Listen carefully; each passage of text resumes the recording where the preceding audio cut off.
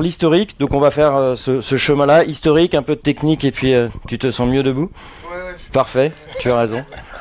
Hop, allez, on va lancer cette petite présentation. Alors c'est un exercice qui est pas évident parce que je vais commencer et je vais essayer de vous expliquer en fait ce qu'il y a derrière. Parce que là on voit des images, on voit du son, franchement c'est absolument bluffant.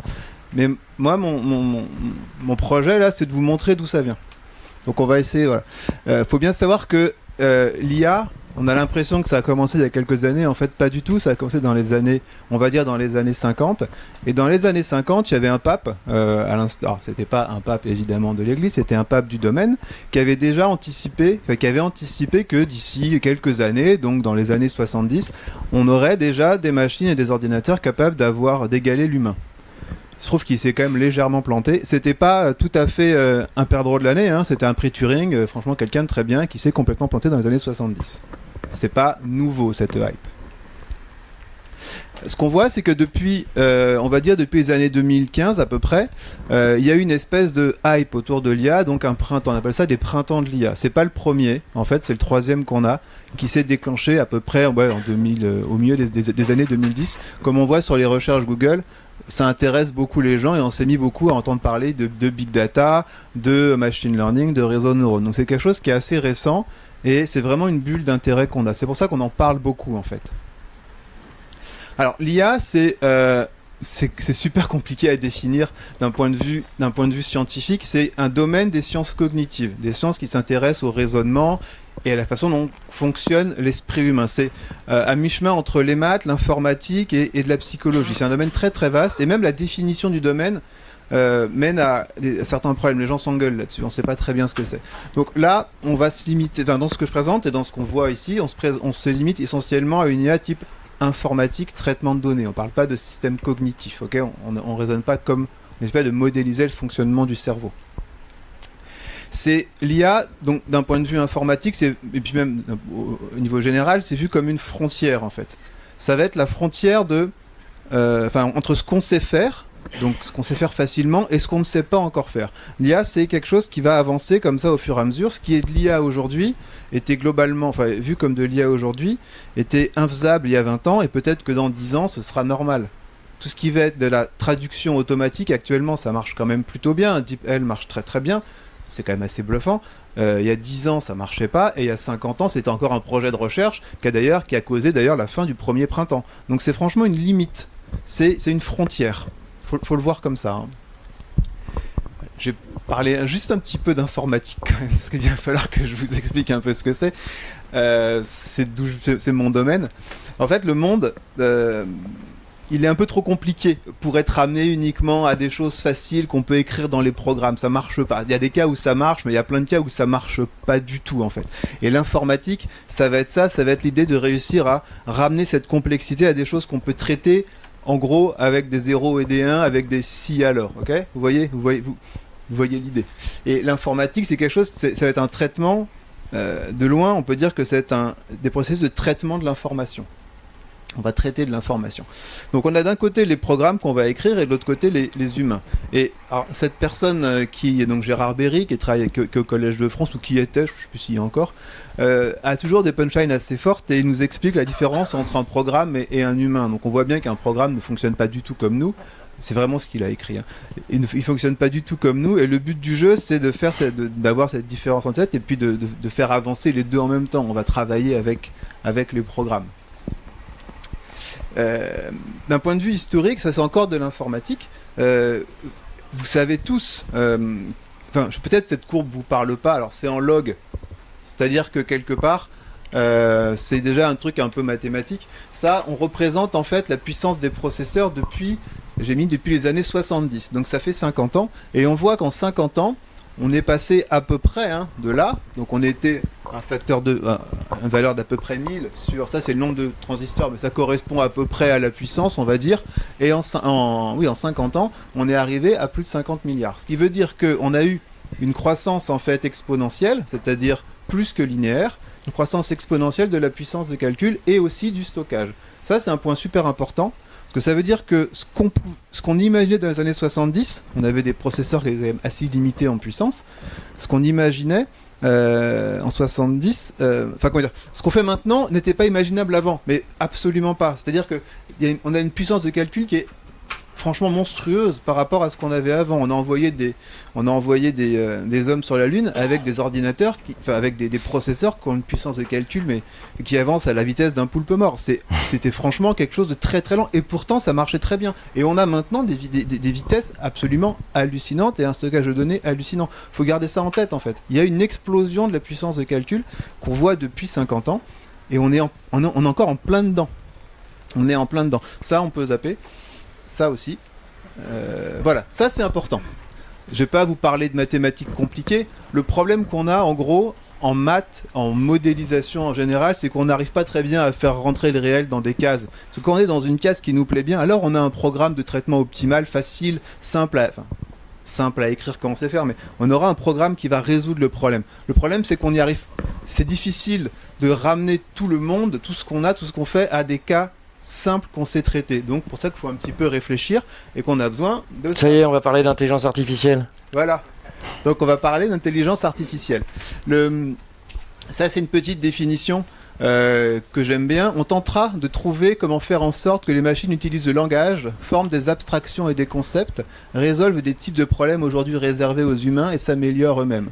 Ça a été sorti par McCarthy en 1955. Le projet du lancement en fait de tout ce domaine du domaine de l'IA était basé là-dessus. On revient juste sur la station. C'était basé là-dessus, et les gens, donc il y a 70 ans maintenant, avaient ça en tête quand ils ont lancé le domaine. Ils se sont dit on va se mettre ensemble, on va réussir à bien avancer sur ces sujets-là. Donc vous voyez, on a déjà une feuille de route qui est quand même qui est assez vaste, qui est assez large. Et c'était les projets des années 70. Il s'est passé plein de choses depuis que je vais absolument pas vous décrire, mais c'est pour vous expliquer que ça date pas d'il y a 5 ans ni d'il y a 10 ans, ok ? Et l'histoire de l'IA, c'est un domaine absolument passionnant, c'est aussi l'histoire de l'informatique au final, et c'est un peu l'histoire de la révolution industrielle qu'on a actuellement. Ça vient de là. Et comme tu disais, c'est plein de printemps, en fait, il y a eu plein de centres d'intérêt qui ensuite on a perdu l'intérêt, puis pour revenir quand c'était possible à ce moment-là de faire les choses qu'on envisageait il y a 10 ans. On a perdu l'intérêt, puis en fait ils ont perdu les financements. Parce que c'est un peu quand même des histoires de financement. Il y a eu trois grosses bulles, et on a 2 fois, il y a eu une perte de financement liée au fait que les scientifiques avaient surpromis, parce que c'est comme ça, et que les gens les avaient crus, parce que c'est comme ça aussi. Mais quand même, quand on regarde depuis les années 50, on a beaucoup avancé, on a vraiment avancé, et les avancées qu'on a eues en IA ont permis de créer des programmes de traitement qui sont ultra efficaces, qui marchent très très bien, et dont on sert aujourd'hui tous les jours sans vraiment en avoir conscience. Ça a permis de faire avancer l'informatique et les capacités de programmation. Ça aussi, on va passer, c'est des vieux programmes système expert qui marchaient plutôt très bien. Donc, qu'est-ce qu'on fait ? Alors, le problème qu'on a, c'est que je vous ai dit que le réel rentrait pas dans des cases, et donc on n'arrivait pas forcément à bien poser les problèmes pour les résoudre de manière efficace. Maintenant, qu'est-ce qui se passe quand j'arrive pas à résoudre un problème de manière efficace ? Alors, j'ai expliqué, donc on va essayer de réfléchir plus longtemps à la méthode scientifique. Souvent, ça suffit. On va simplifier le problème. C'est-à-dire que alors moi je suis ingénieur, je sais pas résoudre ce cas-là, on va prendre un cas plus simple, que là peut-être on pourra résoudre. Si ça marche toujours pas, on va se dire je vais pas regarder toutes les solutions possibles, parce qu'on peut les calculer, l'ordinateur calcule très vite, donc il peut calculer toutes les solutions. Enfin, au moins, d'un point de vue théorique, il pourrait le faire, sauf qu'en fait, on a juste un temps fini et une énergie finie, donc on peut pas tout calculer. Donc je vais essayer d'être intelligent, et je vais me dire, je vais pas trouver de méthode intelligente pour trouver la solution, parce qu'il y a trop de solutions possibles, donc je vais essayer de me concentrer sur un certain type de solutions, les solutions, pour pas explorer tout l'espace de solutions possibles, et je vais résoudre tout ça. Ça s'appelle les heuristiques. Je reviens encore après. Ça marche bien, et ça fonctionne bien. Et après, si ça fonctionne pas, si j'ai pas été assez intelligent pour réduire mon espace de solution, alors je vais passer par d'autres techniques de résolution. C'est que je vais fournir des exemples à mon programme, et je vais lui dire voilà, je suis un peu bête, j'ai pas réussi à résoudre mon problème, tout ce qui va être traitement d'image par exemple, ça rentre bien là-dedans, je sais pas le résoudre avec des règles que je pourrais écrire, voilà plein de photos de chats, de chiens, d'éléphants, démerde-toi. Tu vas m'écrire des règles qui vont me permettre de différencier des chats, des chiens, des éléphants. C'est un peu globalement une défaite de l'intelligence. Ça veut dire qu'on ne sait pas résoudre ce problème. Je ne sais pas décrire un chat, et il n'y a pas que moi. Par contre, je sais montrer à la machine des exemples de chats. Ok ? Ça, c'est la dernière méthode, celle qu'on a actuellement en apprentissage automatique. Et d'ailleurs, c'est de manière un peu provocante, si on regarde tout ce qui s'est passé depuis... Bah, ça, c'est pas non plus un perdreau de l'année, il sait à peu près ce qu'il raconte.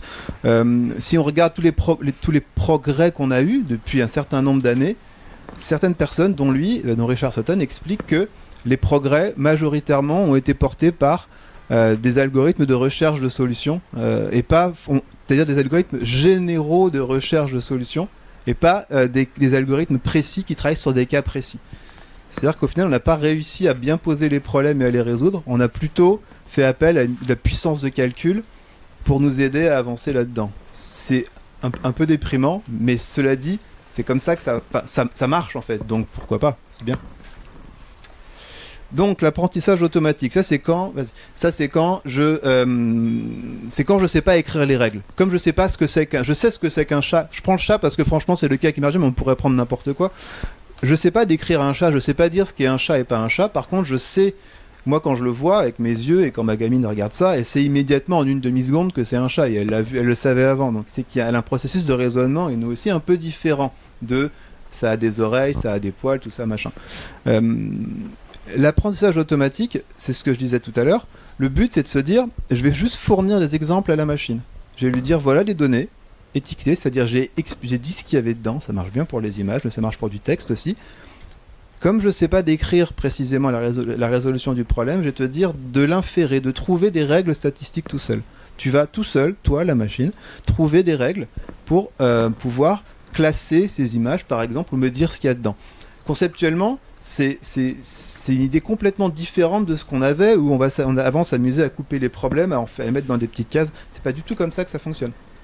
Et c'est relatif, c'est pas nouveau, mais parce que ça date des années 50-60, mais c'est une démarche assez intéressante et vraiment différente de ce qu'on fait classiquement en informatique. Attends, je reviens sur celui d'avant. Ça marche bien. Ça marche parce qu'au final, il y a des régularités dans les exemples. Parce qu'au final, si tu regardes 1000 images de chats, il y a des motifs qui reviennent, il y a des régularités. On ne sait pas très bien les écrire, on ne sait pas très bien expliquer ce que la machine voit, mais il y a des régularités et elle peut les exploiter. Okay ? Le problème qu'on a, et c'est la limite principale, c'est dès que, si je travaille qu'avec des animaux à poil et que je lui donne, par exemple, un tracteur, qu'elle n'a jamais vu la machine, ou le programme qu'il n'a jamais vu, là il va raconter n'importe quoi. Parce qu'il ne connaît pas, il l'a pas vu, il sait pas ce que c'est du tout, il l'a jamais vu, on va pas lui en vouloir, il sait pas ce que c'est. Et là il va me dire que c'est n'importe quoi. Et ça c'est un souci qu'on a. Dès qu'on sort du domaine d'apprentissage, du domaine de validation, il peut se passer n'importe quoi, on appelle ça ou des erreurs ou des hallucinations. Ok ? Après je pense qu'on va passer... c'est pour vous expliquer un petit peu... ce qu'il y a derrière d'un point de vue mathématique. Alors ça dépend combien d'heures j'ai, mais en fait ces programmes, donc les points ils vont être évidemment, les points expérimentaux c'est les petits points, et puis les courbes là ça va être des modélisations vues par des programmes. Ça marche pas toujours très bien, mais l'idée c'est de vous donner un peu une idée de ce qui se passe derrière, de comment le programme réagit et comment en fait il va traiter. Vas-y, avance. On s'amuse beaucoup quand on travaille dans l'apprentissage automatique à faire de la classification. C'est-à-dire qu'on a des jeux de données classiques qui correspondent à différents types de fleurs et on va tester nos algorithmes. On va leur dire voilà, il va falloir que tu fasses des catégories, que tu arrives à mettre tous les rouges ensemble, tous les jaunes ensemble, tous les bleus ensemble. Et là, c'est différents types d'algorithmes où là, par exemple, il a décidé que cette case-là, c'était la catégorie des rouges, là des jaunes et là des bleus. Avec différents types d'algos. Ça correspond à des arbres de décision. Il y a plein d'algos différents possibles. Bon, ça marche pas très bien hein, dans cet exemple-là. Mais c'est ça qu'on a, en fait, quand on traite les données, on se ramène à des choses comme ça. Qui marchent pas forcément très bien. Ça, c'est pareil. C'est deux petits algos d'apprentissage automatique qui s'appellent... Celui-là, j'ai mis du classeur bayésien. En fait, il y en a, mais vraiment des dizaines.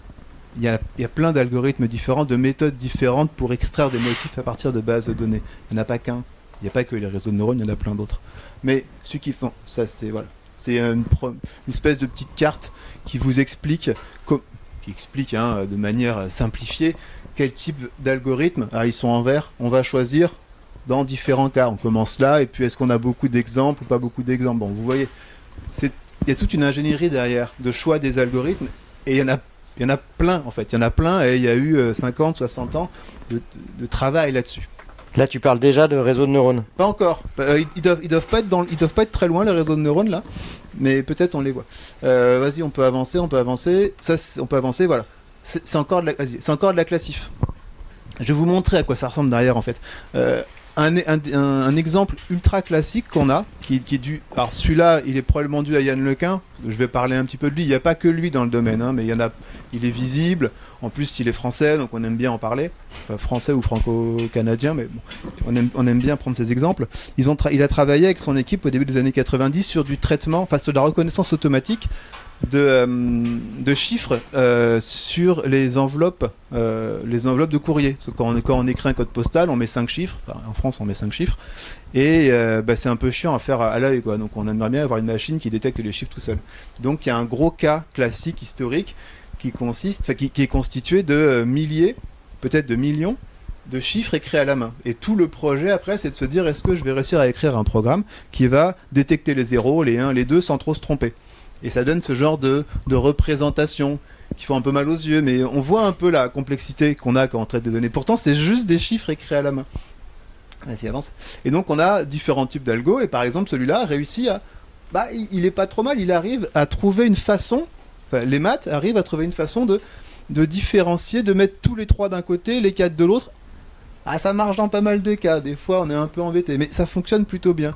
Donc on est toujours sur des compromis comme ça quand on traite de la data et quand on entraîne des algorithmes. Là on fait un entraînement avec des réseaux de neurones, celui-là. On a toujours un peu des compromis, ça marche jamais de manière parfaite, parce qu'en même temps, on écrit un peu comme des cochons. C'est vrai que franchement, moi je vois un œuf, quoi. Et si le programme il décide que c'est un œuf, c'est pas choquant. Et puis il y en a où on va pas savoir. Ma fille, si elle fait ça comme 2, ça va mal se passer. Hein.